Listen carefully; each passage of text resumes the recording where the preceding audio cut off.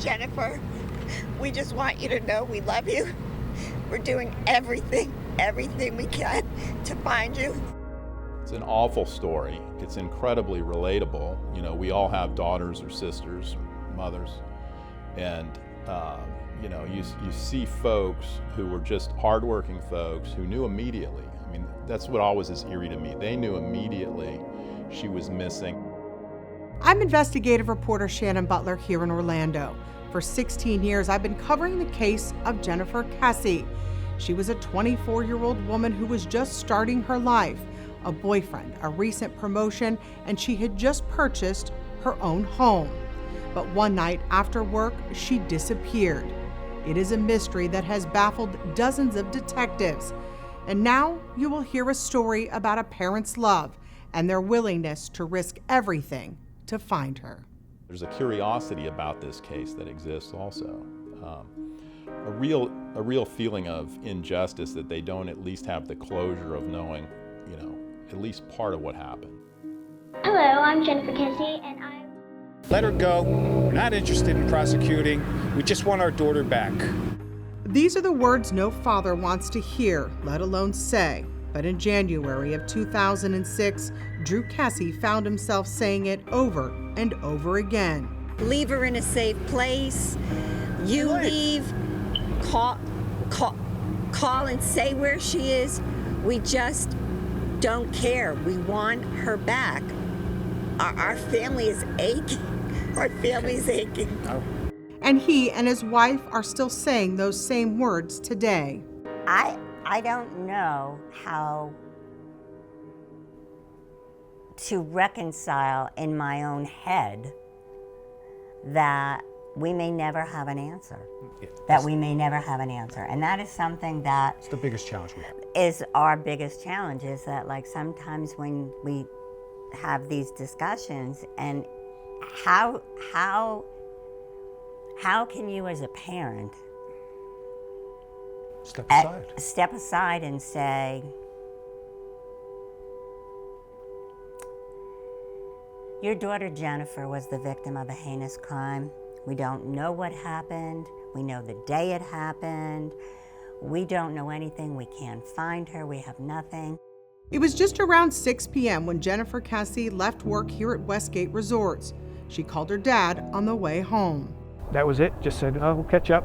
You know, it's never long. It's just, you know, how you doing today and all that good stuff. We talk quite regularly. And that was the last I spoke. Jennifer Kesse had just been with her boyfriend to St. Croix. She had left Rob Allen's house in South Florida and went right to work. On her way home, she made several calls. She was headed back to the condo she had just bought. Jennifer Kesse's brother and his friends were staying at her condo when she was on her trip. One of those friends had left his cell phone at the condo and was anxious to get it back. Jennifer said she would mail that package the next day. When she got home that night, she called Rob Allen about 10 o'clock that night. He says they had an argument, but still the next morning, he expected to hear from Jennifer, as he always did, on her way to work. When he didn't, he decided he would call her. But when he did, there was no answer. She left Monday morning, and then I talked to her throughout Monday, talked to her Monday night. In the meantime, a family friend and Westgate employee knew she had not shown up for work, so he called her parents. The minute I knew that she was missing for 2 hours when she didn't show up for work, and I got the call at about 10:30 Tuesday morning, I knew something was wrong. Drew Kesse called his daughter's phone. There was no answer, so her brother and dad immediately headed north for the 2-hour drive to Orlando. It's not the type of girl that would go more than 2 hours without talking to somebody, whether it was her mom on the phone or her boyfriend or her dad. At her apartment, everything looked normal. We do know that she did take a shower. She did get ready for work. She did take her Felice for work. You know, her towel was wet. You know, I mean, general things. Nothing was disturbed in here at all. But her car was missing. Their first stop, the Orange County Sheriff's Office. They were sent to Orlando Police instead. The first 2 detectives showed up. They didn't know if she left on her own or if she was lost somewhere. They didn't know what. They didn't know if anything nefarious had actually even happened. Homicide Detective Joel Wright took over the case when the original detectives retired shortly after her disappearance. For years, this now retired detective worked the case. When you looked at that case 7 months later, I mean, that does seem like a long time, right? When you looked at that, when you first saw where it was, were you worried at that point that this may be difficult? I was worried after 48 hours. I was worried a lot earlier than that, even though the case wasn't assigned to me at the time. I was worried then. And so needless to say, 7 months down the line with no resolution, I was extremely concerned. But already her friends and family were mobilizing. Her sorority sisters were already out on the search, passing out flyers and standing by as officers canvassed Orlando. Please bring her back. If you have her, please give her back. We would give anything to have her back. Anything at all. And hours later, the Kesses were making headlines everywhere. I don't think I'd ever picture myself talking on TV about my daughter being missing. I remember that day so vividly because when we showed up at that complex, we had backed our truck into a parking spot. And from where we were, you could immediately see a stairwell that was right in front of Jennifer Kesse's condo. And in that stairwell was a blonde woman standing there, and we later knew it was Joyce Kesse, Jennifer's mother. And I will never forget the look on her face. You could see the anguish, and you knew immediately that something bad had happened here, and you knew at that moment that woman's life would never be the same. Sitting here today, do you have any idea or thought, did she disappear at night or in the morning? From the information I've gotten and the information I trust, she made it, she got ready for work, she made it out her door, and she got to her car, and that's when things went bad. That's when I think it happened. In 2006, Bill Moore was working with the Metropolitan Bureau of Investigation when he ran into Detective Wright. And he told me, he's like, I think we have a real abduction here. And I shared the technology that NBI was capable of providing and the assistance, and we started down that path. And what was that technology? Cell phones.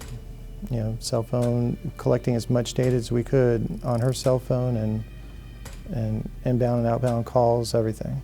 Because back then, I mean, now we just assume that you guys do that all the time, right? Because that's just normal business now. But in 2006, it was fairly new. In 2006, we were butting heads with telecommunication carriers. They were charging $4,000 to go up on a phone. A wiretap. This is just like a regular investigative case. And, you know, like again, $2,000 and $3,000. And then if you wanted a certain service done, an extra fee on top of that. Sometimes it takes time to get the data or the information to craft an affidavit. And to get that affidavit to a judge to sign, and then to serve on the telecommunications carrier can take some time.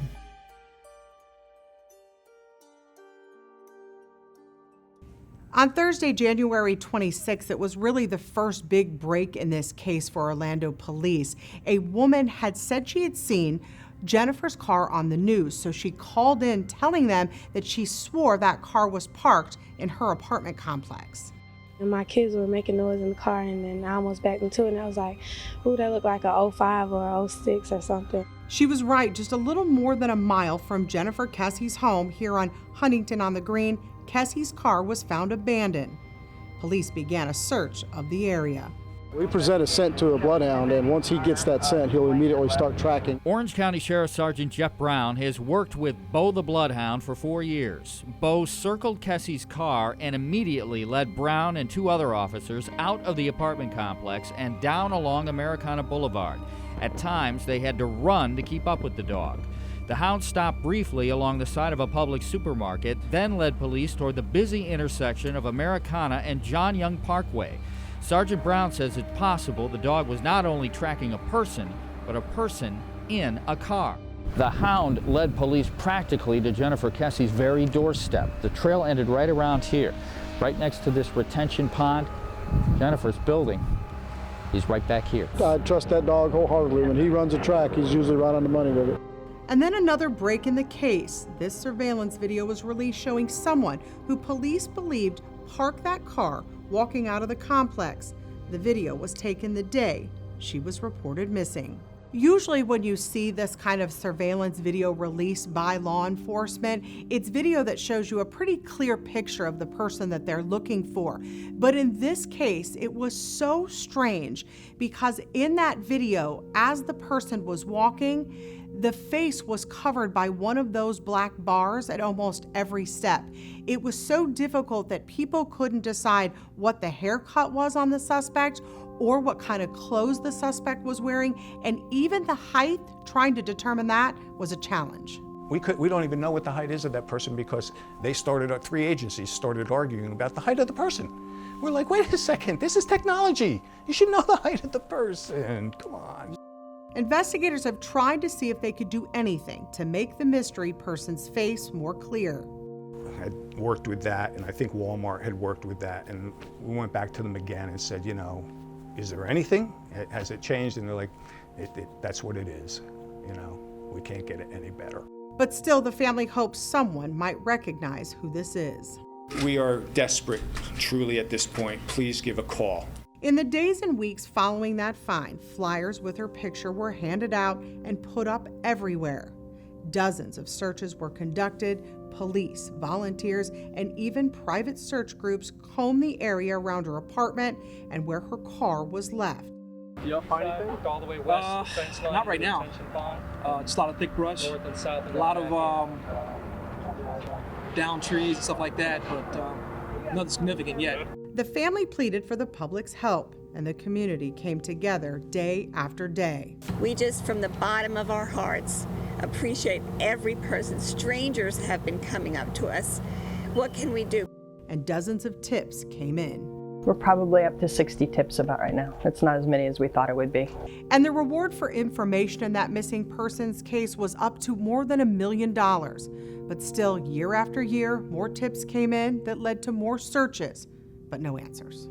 Anything you might know, please don't hesitate to call. Who do you think's in the picture?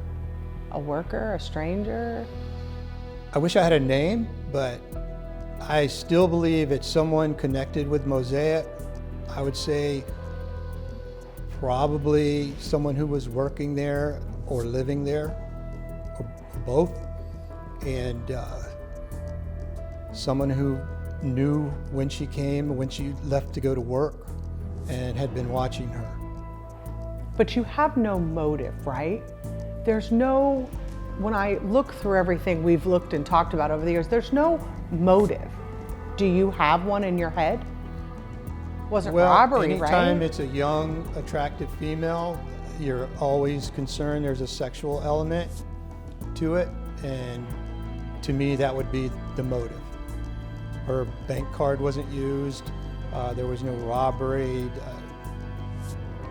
the car was just parked and left somewhere. It wasn't like it was taken somewhere and stripped for parts. So the only motive I could think of was a sexual element to the crime. You had interviewed some guys at her work. Why was that a point of location for you? Well, you always want to look into every aspect of someone's life, and sometimes when something happens to somebody, one of their coworkers might be involved or might at least know something about it. So we looked into some of the people. We were most interested in anybody who might have been attracted to her or wanted to date her or things like that. And that included ex-boyfriends and current boyfriends, right? Right. The boyfriends or ex-boyfriends sitting here now, do you believe that they are cleared? Well, I always say I wouldn't clear anybody but myself, but because I know for sure I wasn't involved.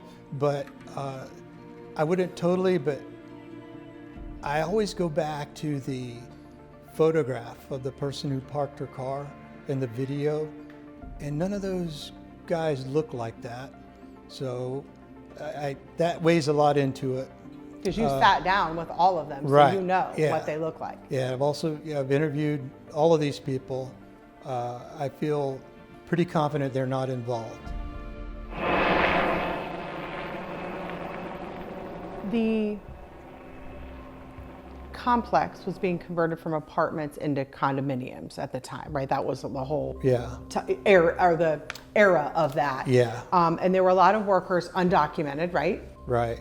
So when you guys came along, I would assume that many of those workers were difficult to find or to locate?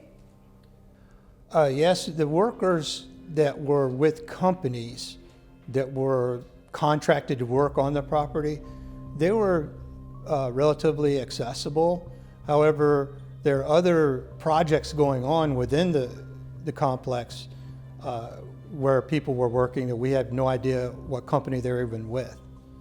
And it could have been just sole contractors doing work. So I'm sure there were a lot of people that we never even got a name of the person that was on the property.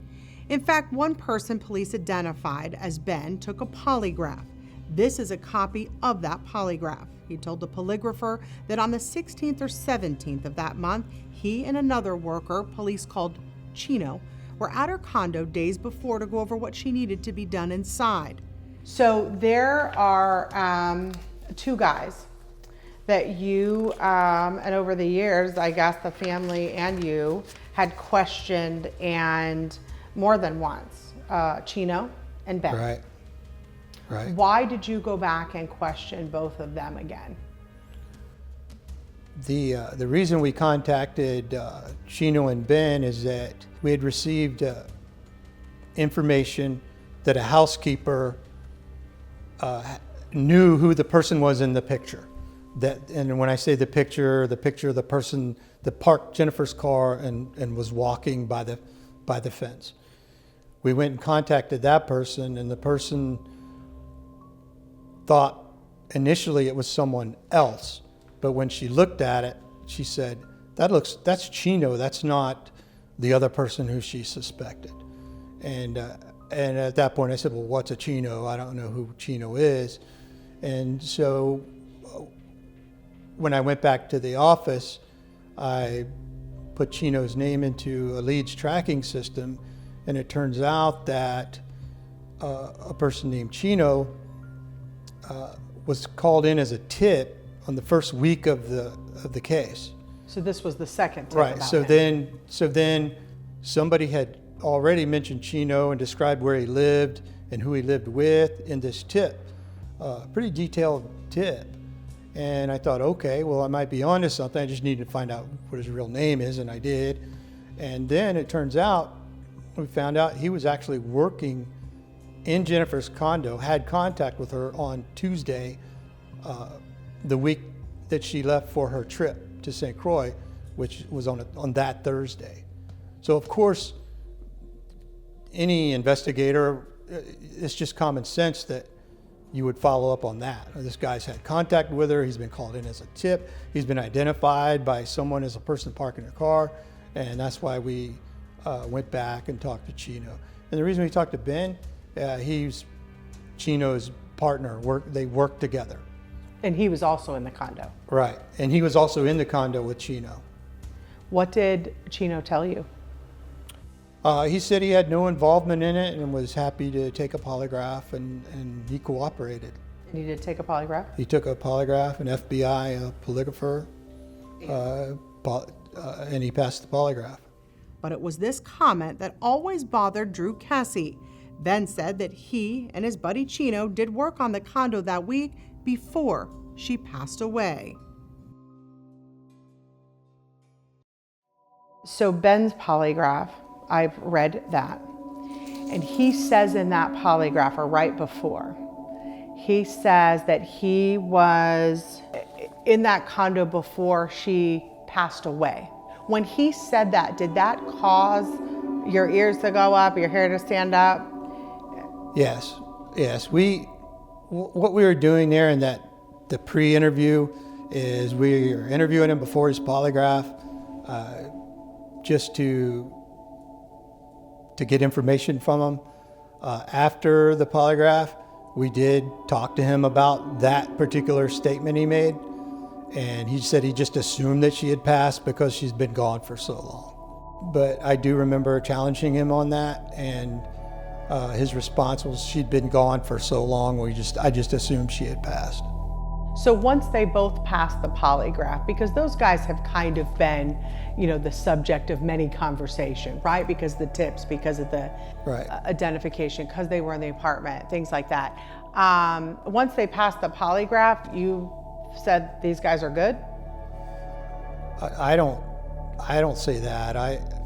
Just because someone passes a polygraph doesn't mean they don't know something about it or have committed it.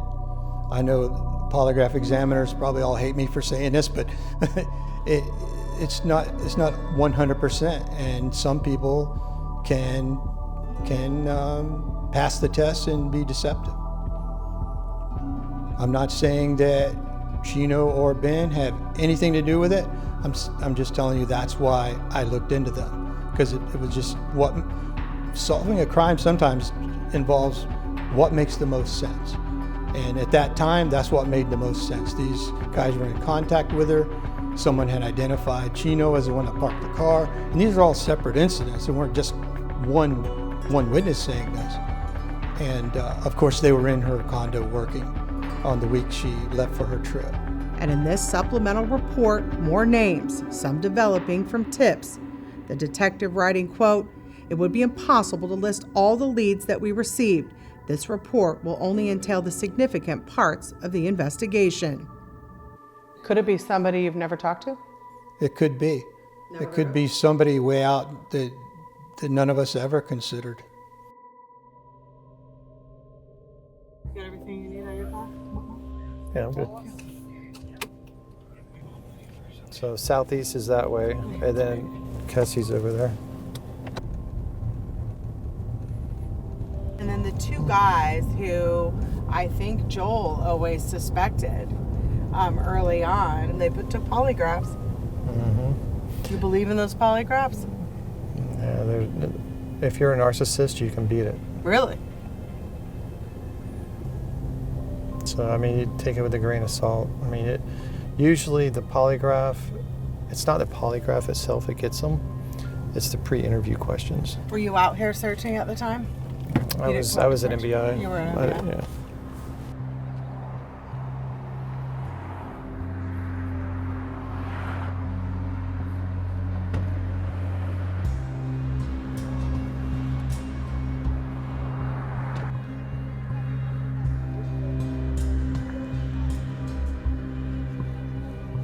So let's just say that she's not with us anymore. Do you think she's somewhere between here and there?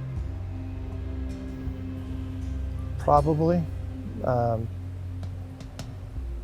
But again, buried deep. In that amount of time, does anyone do that?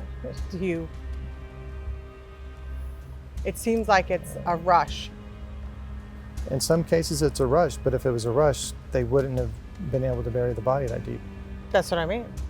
So now you're getting into an area of, was it a targeted, planned attack? Planned attack. And then that goes into who would have motive to do that. I don't know. You tell me. Don't know. But it could have been a stranger? Could have been a stranger.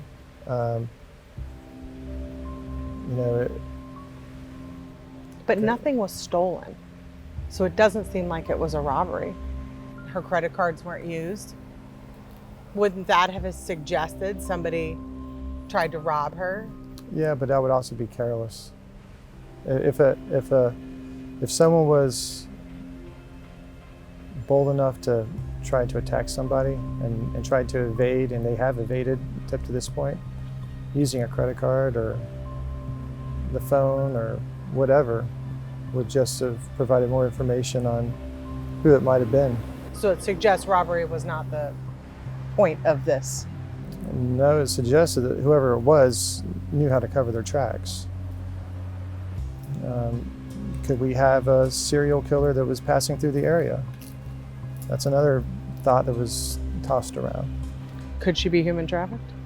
They would have to be forced against their will. I mean, and then drugged. And usually it's someone who's a runaway, a throwaway child who's been nurtured and cared for by a pimp or whoever, and they get them into the business that way. This type of scenario you're describing is more like the movie, right, where the daughter is taken and the father goes in and tracks him down and finds her. Right. I guess anything is possible, but I think that's on the far-fetched side.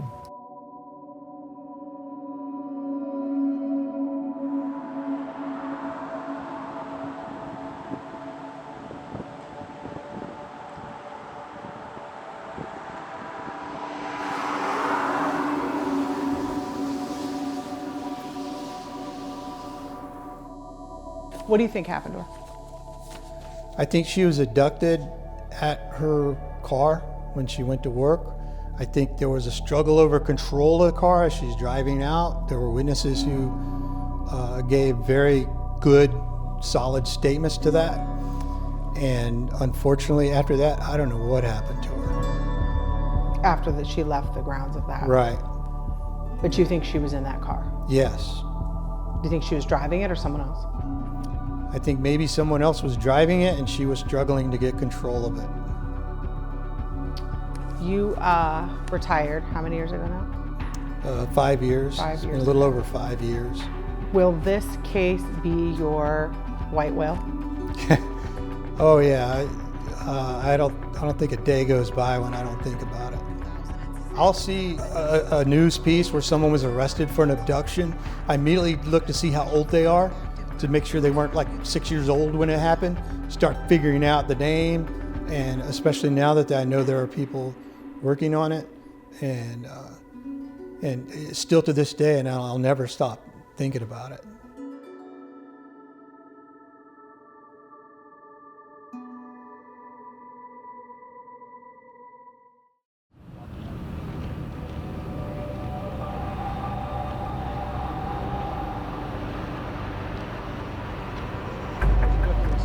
Something that you wanted well, we to all say. do. We all do, but we're trying to be respectful of the situation. But you can't ignore the fact that but we you can't stood up ignore there the and fact. shook your head the entire time that Chief was talking. Of course not. Of course not. It has been no secret the family had been frustrated with law enforcement's handling of the case. There's a lot of things that were done wrong, and they need to be held accountable for it. In 2010, the family had been pleading with Orlando police to turn the case over to somebody who could get a fresh set of eyes on it. In 2010, the police department did just that. They handed it over to the FBI.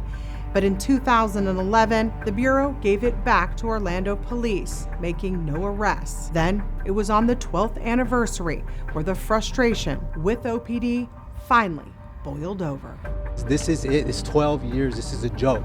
This is all, everybody standing up here behind it. It's a joke. Everybody, this is a joke. Please see through it. Jennifer Kesse's parents had been asking for years for her case to be deemed a cold case. An active investigation keeps the files from being made public.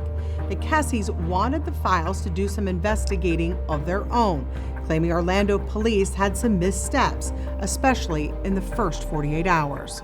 It's okay. We understand how hard it is. We understand people make mistakes. I've made mistakes. We're all human.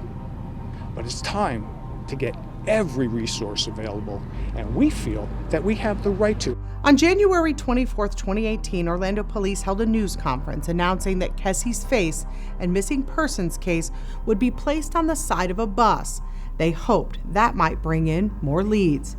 But quickly, that feel-good event turned tense. I mean, we know our first two detectives did not write anything down. After they retired, they were called back in to write a report because they didn't use a computer. We know it. We know. We're not going to hold these things against them. We can't bring that back. But we have to move forward. But in this report from 2006, detectives wrote, quote, numerous detectives and uniformed officers from the Orlando Police Department worked hundreds, if not thousands of man-hours on this case. There are few agencies in the country that have had to devote as much time, money, and manpower in searching for a missing person.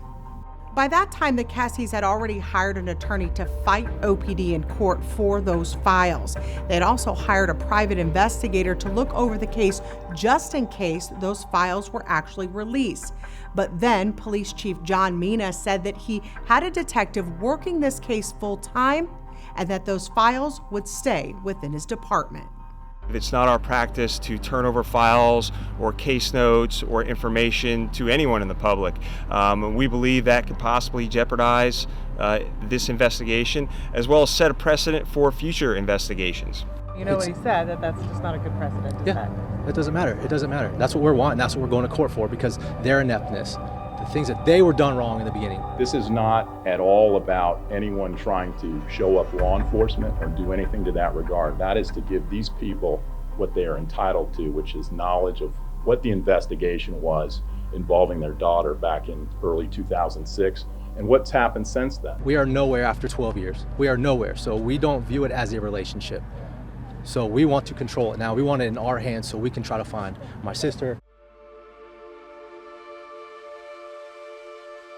In an unprecedented move, the Kesse family decided to sue Orlando police for Jennifer Kesse's case file. In 2018, there was a new police chief, and he cooperated. After 13 years, we're like, well, what are we doing? I mean, nothing's happening, nothing's moving forward, and it's to the point where even with the investigation and the detectives, we're not seeing movement. And we're like, well, we have things to work on. We know you have things to work on. We've given you things to work on. And it just got to the point where things weren't happening. And that just doesn't sit right with us. We're still talking about a person who was taken, a human being taken. So we decided then that we want the files. Well, we want to know what's in the files, and we'll do our own investigation. It's almost unheard of. Mm-hmm. Well, I was told it's the first time, actually, that in America, that an open, active case was given to a family of the files. Can I clarify? Sure. It really was not given to us. We paid a hefty sum for it. It cost so much that the family, for the first time since Jennifer vanished, set up a GoFundMe to pay for the legal fees. It took more than 3 years to get what Orlando police had, but the Kesse's lawyer says that the records received were in disarray, and it seemed no report or official notes were taken for the last 10 years. There's no guidebook of what's happened between, as far as I can tell, between 2012 on, of any significant activity on the case. I didn't expect much from it. And why did you think that? Too much time had gone by. It's my old law partner used to say, cases are like laundry. They don't get better with age, and they certainly don't get better for law enforcement. They get harder to prosecute, and I just knew too much time had passed, unfortunately. But you can't have thought that there'd be no report for a decade. I was fairly shocked by that. So you think there could be more out there somewhere? I think it's possible. I think we've gotten everything they had, but I think what they had was wholly unsatisfactory. I think that was the real gut punch here. It was kind of what I expected it would be, which is it wasn't a roadmap. It was a bunch of stuff, disorganized stuff. We don't know what we don't have, and I'm not certain, even more disturbing, I'm not certain that a law enforcement officer would know what he has or doesn't have in that file. Orlando police did not sit down with Channel 9 for an interview about the family's frustrations or accusations, but they tell us they are still committed to help solving this case. But in a statement, they told us, the Orlando Police Department remains committed to finding the answers to the disappearance of Jennifer Kesse. Despite our 16-year commitment, there are some cases that remain difficult to solve. Since our agreement to produce the documents in this matter, we have worked closely with the Kesse Family Council and have turned over thousands of pages of documents and hours of recordings for their independent team to review and investigate. Our hearts continue to go out to the entire Kesse family, and our detectives will continue to investigate any new leads. You know, it's so hard. We can sit here, we can take 9 hours to tell you all the bad, ugly, and everything else of what's happened in the last 16 plus years. It doesn't get us anywhere with Jennifer. Who sitting here today is in charge of finding your daughter? Joyce and I. Right. There is no police department that has Jennifer's case. By contract, the very first point is that Orlando Police Department is no longer responsible for finding Jennifer Kesse. And we were okay with that. Is there evidence that is in those files that you think could help? Absolutely, yes, absolutely. First of all, I think all the physical evidence has to be redone. Because it's been so long. It's been so long. When's the last time it's been tested at FDLE? 2008? We just have things in the car that just need to be done again. Like? Hair follicles in the car. We found out through our group that there's actually 100 fingerprints that are not identified in Jennifer's car. Never knew that. We thought there was 3. We have 2 hairs that are unidentified within the car also. And the Kesses released this photo of the hood of her car, evidence they had never seen before. OPD is pretty confident that that person in that surveillance video was connected to Jennifer's disappearance. Do you believe that too? Yes. No doubt. Yes. They believe, no doubt, that was a guy. I go, maybe it was just somebody leaving the apartment complex. How do you know? Absolutely not. They say it's absolute. Correct. Even if they were just paid to move that car. Right. Somebody paid them. Who paid you? Let the wheels begin. And then we find the picture after we get the files again of a struggle on the front of the car. You know, they only gave us 2 pictures of the car, and then there's 154 pictures of the car. Does your team believe that looks like? Yes. Yes. Even without you saying it, because I know that that's what you believe is. They believe there was a struggle. Really anything deserves an attempt with today's technology being so sensitive that I wouldn't rule out trying anything really. I sat down with Senior Crime Lab analyst Tim Petrie at FDLE, who explained to us the process his team uses and how advances in technology and retesting of the evidence can move a case forward no matter how long it's been. We're getting more information now, and via software and interpretation, things that have changed, we're able to get more information out of the results that we do get, and hopefully add more information to the case or solve the case. The negative side of shows like CSI and things like that, everybody expects us to get a DNA result in 30 minutes or less. They expect us to get a DNA result on everything we test, and that's simply not the case. There's plenty of times that we do our testing and either get no result or don't get enough result to use to compare to anybody in the case. So just because we do DNA testing doesn't mean we're going to get a result. And a lot of times now when we go to court, we're going to explain, yes, that we did DNA testing, but here's why we didn't get a result. In my hands, I need a decent amount of something to test. So if it's something that's never been tested, then obviously we have a better chance of getting a result from that. Nowadays, without any real rush to it, it's 3 days, 4 days. Now, obviously, we're working a bunch of other cases at the same time, so it gets worked in with those cases. But typically, from start to finish, I can do a case or a set of cases in 3 or 4 days and have the DNA results. Now then we have to write the report, and the report gets reviewed a couple of different times and things like that that add time to the back end. But the actual hands-on science work is 2 to 3 days. But there are things in the files Yeah. that need to be worked, and everyone who has seen the files knows that they need to be worked. There's 6 or 7 people that need to come forward and just simply have a conversation. Period. I truly believe that I'm going to find Jennifer. To this day, I truly believe I'm going to find her. And I'm not willing to give up on it. I'm not willing to do anything less than what I'm doing, and I need to do more, to be quite honest with you. But it's challenging. It's extremely challenging on every level.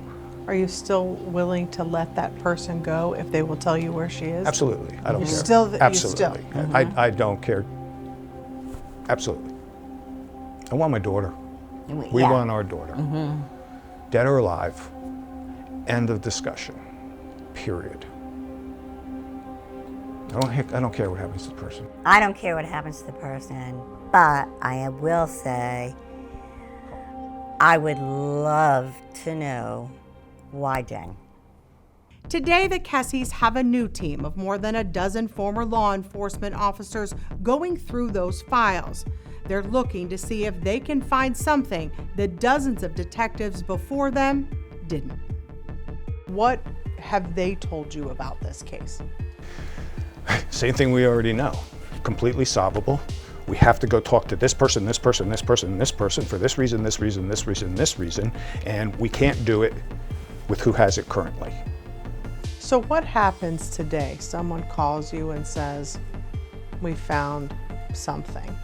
What happens? You're not a law enforcement officer. Now, listen, I've been out there with you. I know you'll walk right up to it and take a look at it yourself. But there's nothing you legally can do. And you have to be careful. So what happens today? We have to become really good salespeople if something like that happens, to actually get someone to act on it. I believe we could if something happened. OPD? I will never ask OPD to do another thing on Jennifer's case. Absolutely not. I don't want them to do it. That doesn't make you uncomfortable? It makes me uncomfortable now because now we need to find a home for Jennifer's case, and I think we will find a home. One of the reasons I'm involved still is I would like to see a prosecution agency pick this up fresh again, and we do have leads, we've made requests regarding that. This is the last age progression photo released by police. It was 7 years ago. And as the years move on, the case seems to stand still. We've spent everything that we've had. We've pretty much lost everything that we've had. And I don't know if it's by choice, but we're okay with it because we know what we need to do. I personally don't think Jen is with us any longer. Okay. I just need to know, that we have our daughter, period. It's all good. Not really, but yeah, you have to take what it is. I am a firm believer that no one in America should ever pass away and have their loved ones still missing. Jennifer is our daughter. We just want an answer because limbo is not a fun place to be and it's a lot of work. On any given day, you wake up and you have all of these conflicted emotions.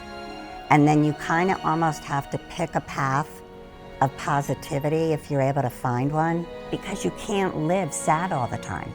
You have to be able to move to some degree past the heartache, but the heartache is always there.